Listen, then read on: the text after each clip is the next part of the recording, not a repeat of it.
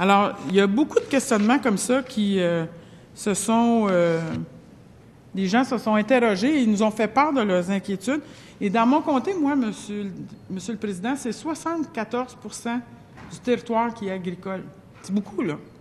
On a des belles terres agricoles dans le comté de Soulanges.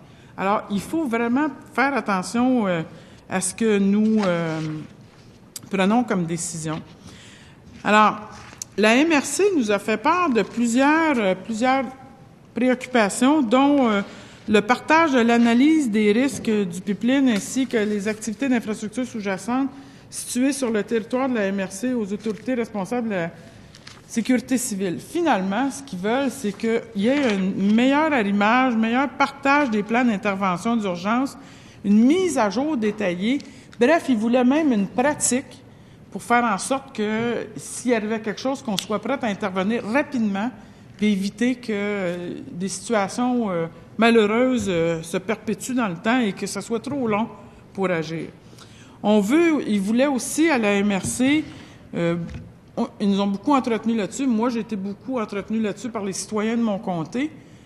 S'assurer qu'il y a une protection suffisante au niveau monétaire au cas où il arriverait quelque chose. Mais ce qu'ils veulent aussi, M. le Président, c'est au-delà de tout ce qui est contribution s'il y arrivait quelque chose, au-delà de comment nous allons faire s'il y arrivait un désastre ou un sinistre ou quelque chose, c'est comment peut-on faire pour le prévenir? Comment peut-on faire pour prévenir le bon entretien du pipeline? Comment peut-on faire pour être mieux informé? Peut-on communiquer davantage les informations? Ça les préoccupe beaucoup. Comme je vous le disais tantôt, on veut aussi pouvoir échanger, qu'il y ait une grande transparence pour faire en sorte que comment former les équipes. Vous savez, c'est 15 petites municipalités chez nous, Monsieur le Président. Il faut vraiment, puis il faut penser que les municipalités n'ont pas tous la même capacité financière qu'une grande ville ou qu'une grande compagnie.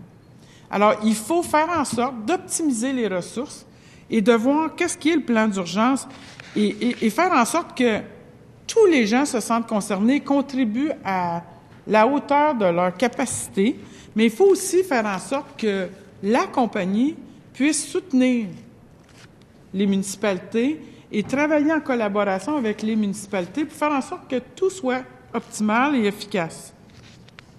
Parce que toute la consultation, Monsieur le Président, s'est faite sur toujours, oui, on a parlé des enjeux économiques, mais on a parlé beaucoup de prévention, on a parlé beaucoup de sécurité de la population, de protection de l'environnement. C'est des préoccupations constantes qu'on a eues, là. La sécurité des personnes, la protection de l'environnement sont passées toujours en avant des retombées économiques, bien qu'elles soient importantes, les retombées économiques. On a eu un souci vraiment, parce que tout ce qui est arrivé dans la dernière année a fait en sorte qu'on ne peut plus faire comme on n'a plus de sensibilité face à ces enjeux-là. Il est évident qu'il faut se poser des questions. Est-ce que nous voulons plus de transport par train sur les voies ferrées? Est-ce qu'on veut des pipelines? Est-ce qu'on ne peut pas dénier le fait? Tu sais, c'est l'idéal, Monsieur le Président, ce serait qu'on ne consomme plus de pétrole. Mais on n'est pas tout à fait arrivé là. On a encore une petite marche à monter. Et on est en voie au Québec. C'était commencé, je pense, bien sous notre gouvernement, très fortement. Les voitures électriques, tout ça, je me souviens très bien de M. Charest qui était allé faire une annonce dans ce sens-là. C'est pas souvent mentionné par le gouvernement actuel, mais je me souviens très bien que ça avait été une belle annonce qui a... Non, c'est pas vrai. Il y a eu des budgets d'investis. Ceci étant... Oui, Monsieur le Président, mais c'est parce qu'on m'interpelle. Ceci étant, ce que j'allais dire, c'est que nous avons démarré, mais ce que je tiens à saluer, c'est que ça se poursuit. Puis c'est bien. Il faut poursuivre dans ce sens-là, faire en sorte que nous puissions, un jour, aller vers une consommation de pétrole de plus en plus réduite. Alors, dans ce sens-là, Monsieur le Président, puisque nous n'avons pas fini de prendre du pétrole, il faut rester assez logique puis penser que nous en avons encore besoin. Moi, je pense qu'on a intérêt de prendre le pétrole chez nous au Canada pour deux raisons. on doit s'encourager entre nous, je pense bien. Mais la deuxième des raisons, c'est parce que le Québec reçoit de la péréquation, reçoit des subventions, reçoit plein de choses. C'est mieux que le Canada se porte bien, plutôt que d'encourager des étrangers. Si on s'encourage nous-mêmes, tant mieux. Il y aura plus de retombées économiques. Mais je reviens toujours aux enjeux de sécurité, prévention, parce que c'est là le nerf de la guerre. Moi, je suis vraiment, vraiment concernée par la prévention, la sécurité et tout ce qui touche ces enjeux-là, parce que je vous le dis, M. le Président, j'ai été interpellée très, très, très souvent. Alors, mon collègue, tantôt, a fait énumération des 18 recommandations qui ont été quasiment unanimes, comme le dit le député. Bien, c'était pas unanime, mais il y a un candidat de Québec solidaire qui avait quitté, mais bon, pour le reste, tous les intervenants se sont mis en accord. C'est sûr que, Monsieur le Président, je vous le rappelle, là, c'est des recommandations qui doivent être prises en compte, mais c'est à l'Office national de l'énergie que la décision va se prendre.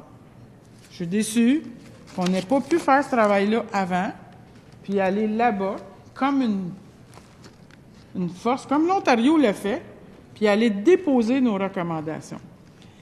La MRC de Vaudreuil-Soulanges, je vous l'ai dit, est inquiète de la capacité, si jamais il y avait un sinistre, de la capacité financière de régler cet imbroglio-là. Alors, il y a 18 recommandations. D'ailleurs, j'ai fait une tournée des municipalités chez nous, M. le Président, et les élus savaient que la MRC était venue déposer un mémoire, savaient qu'il y avait eu une consultation, savaient bien des choses, mais ils ne savaient pas que le rapport était rendu public. Alors, je leur ai donné l'adresse courriel ici, puis je leur ai dit d'aller voir ça, le travail qui a été fait par tous les députés qui siégeaient là-bas. Et il y en a qui pensaient même que les conclusions étaient écrites avant la fin des consultations. Bien, je vous le dis, chers citoyens, j'y siégeais, là.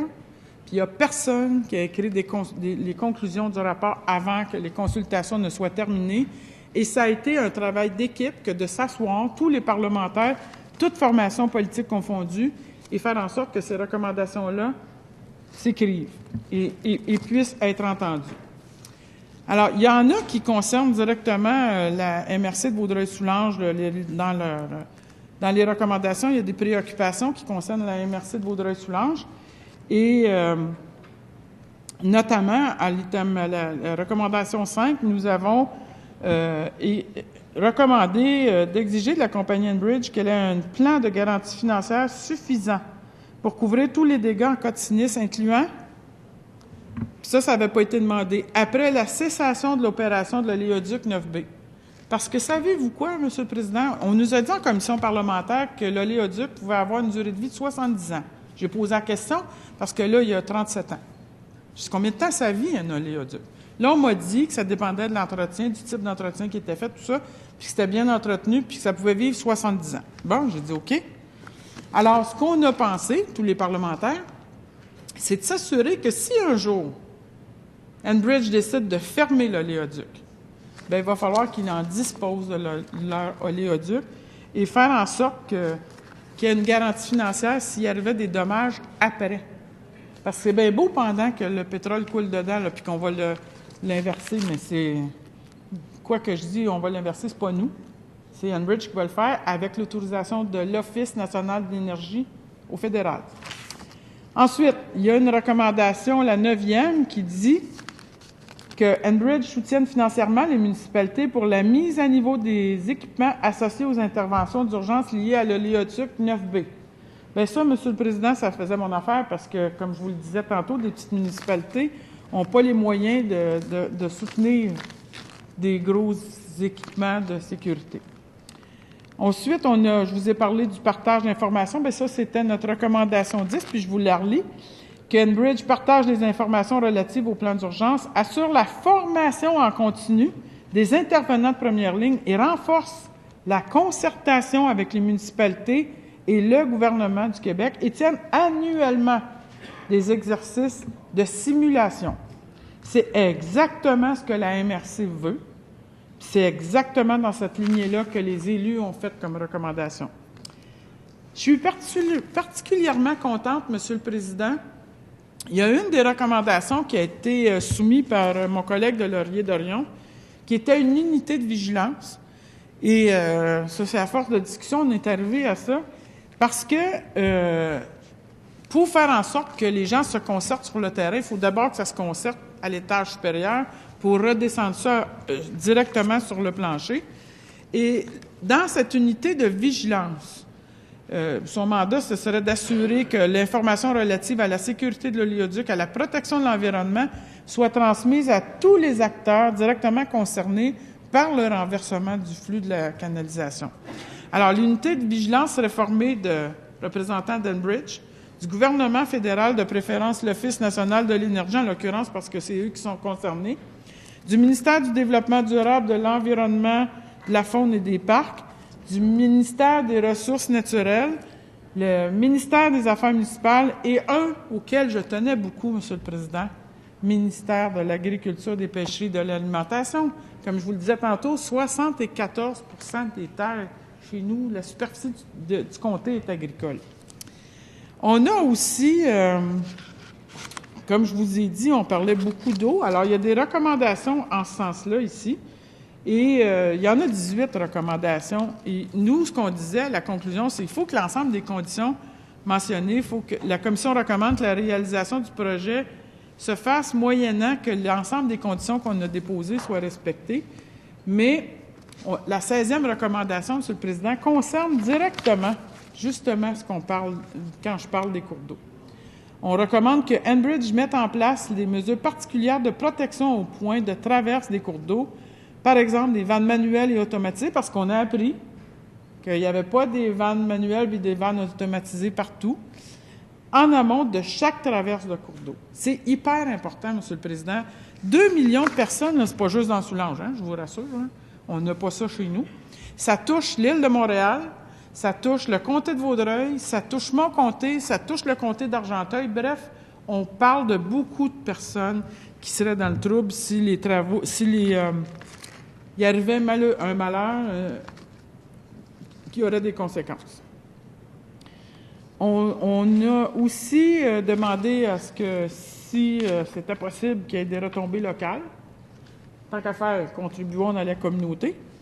Mais je regarde les recommandations, puis j'essaie de voir celles qui s'adaptent encore plus. Il me reste juste 2 minutes, Monsieur le Président. Ça passe tellement vite, ça n'a pas de bon sens. J'aurais tellement de choses à dire sur Enbridge, là. Je peux vous entretenir encore un autre 50 minutes. Ceci étant, pour les citoyens de mon comté, il y a eu une petite déception. Pour la MRC aussi, je reviens à ça, qu'on n'ait pas été partie prenante à l'Office national de l'énergie. Parce que c'est là que la décision va se prendre ultimement, et j'espère qu'ils entendent notre voix en ce moment. On aurait pu être présent, on aurait pu faire plus, mais bon, c'est déjà bien qu'on ait tenu des consultations, qu'on ait entendu les citoyens et qu'on ait pu, nous, faire ces recommandations-là. Et je vous dirais que, selon ce que j'en sais, l'Office national de l'énergie devrait produire sa décision vers la fin mars, je crois. Je ne sais pas si nous aurons eu des élections d'ici là, Monsieur le Président. Les gens en face ne nous disent pas vraiment si les élections se tiendront, mais il me semble que ça sent le diesel un peu. Il me semble. Il me semble que j'ai une petite odeur de temps à autre, mais ce que je veux vous dire, c'est qu'indépendamment, élection ou pas, tout le monde a travaillé ensemble. Tout le monde a produit le rapport. La seule chose, c'est qu'il aurait fallu que ce soit à l'Office national de l'énergie qui soit déposé. Ceci étant, les municipalités de Soulanges se sont pris en main, et je les félicite d'ailleurs. Je veux prendre le temps de les remercier, les gens de la MRC, les municipalités qui sont allées déposer des mémoires. Je sais que Rigaud est allé, Tres-Saint-Rédempteur, Sainte-Justine. Tout le monde est allé à l'Office national de l'énergie faire part des préoccupations de nos enjeux. Je vous rappelle, Monsieur le Président, les citoyens de Soulanges ne sont pas contre l'inversion du pipeline. On est pour le développement économique, mais dans la sécurité de notre environnement et des citoyens. Merci, Monsieur le Président. Merci, Madame la députée de Soulanges. Alors,